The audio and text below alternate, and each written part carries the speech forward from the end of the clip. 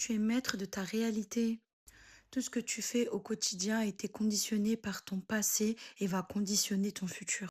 Ça veut dire que tu ne vis jamais au présent, mais que tu vis au passé. Je sais que pour toi, ça peut être un peu bizarre à comprendre et limite impossible, mais crois-moi, je sais ce que je dis.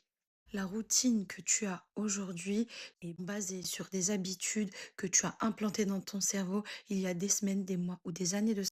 Donc, ton présent actuel, tes habitudes actuelles sont conditionnées par ton passé. Si jamais tes habitudes ne te conviennent plus, alors tu dois les changer. Mais comment on va changer ces habitudes?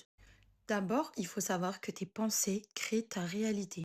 En moyenne, l'être humain pense jusqu'à 70 000 fois par jour et du coup, tu fais un focus sur certaines d'entre elles. Plus tu te répètes ces pensées, plus elles vont finir par se matérialiser dans ta réalité. Comme je disais dans la vidéo précédente, du coup, si tu as des pensées négatives que tu te répètes dans ton cerveau, forcément, ton cerveau va s'habituer à ça. C'est ce qu'on appelle la neuroplasticité. Aujourd'hui, je te demande simplement de penser en ta faveur, de ne pas être humble envers toi-même et de ne jamais douter de ce à quoi tu penses et des objectifs que tu veux atteindre. Mais comment tes pensées vont se matérialiser dans ta réalité? Eh bien, c'est simple. Il n'y a pas de miracle, c'est de la science pure.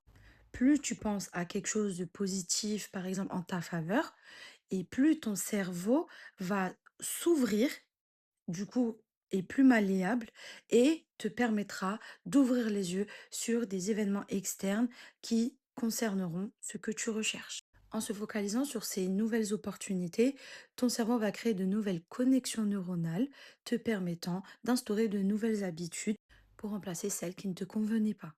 En fait, penser en ta faveur, c'est aussi une manière de te concentrer sur le présent pour créer le futur qui te convient le mieux. Parce que rester coincé dans ces vieilles habitudes qui ne nous conviennent pas, c'est vivre dans le passé. Et nous, ce qu'on veut, c'est évoluer. Je ne dis pas que tu dois laisser tomber les émotions négatives parce que l'être humain ne peut pas vivre sans, entre guillemets, mais par contre, ne te laisse pas submerger par celle-ci.